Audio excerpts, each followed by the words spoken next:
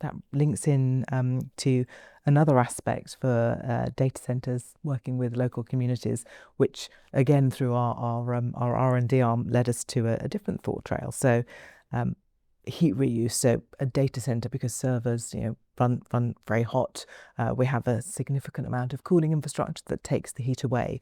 So you end up with excess heat that could be reused. So sometimes that can be linked into a local heat network and help to heat some homes. So people get free heat in their houses, which is great.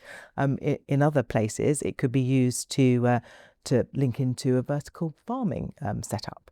And it was because we were thinking about the heat reuse for the data centers and vertical farming and creating potentially a model where we not only built the data center but also built the vertical farm. We were then looking at, well, what's the high value food that you can put in the vertical farm, and what's the best food that can be grown at the temperature of the offtake heat that we have. And we realized that actually growing the food in the vertical farm wasn't the most helpful thing to do. So we then started a trial of trees in a vertical farm. And so we have what we now call a forest factory. In fact, we have one in place at Blenheim Palace, where we're helping to grow their ancient oaks, because even though as part of people's efforts to create carbon credits and sequester carbon, they're planting trees. You hear a lot about planting trees. The survivability of those trees wasn't great. And so in the vertical farming forest factory system that we've set up, we use our biochar, which obviously is helpful in some of them when we plant them out. But the survivability, because of the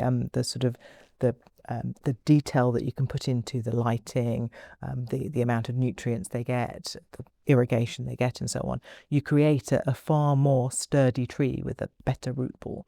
And so the survivability has gone up nearly 100% of these saplings that are being planted out.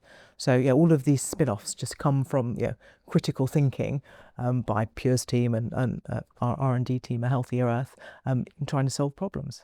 That's all we need to do, solve problems.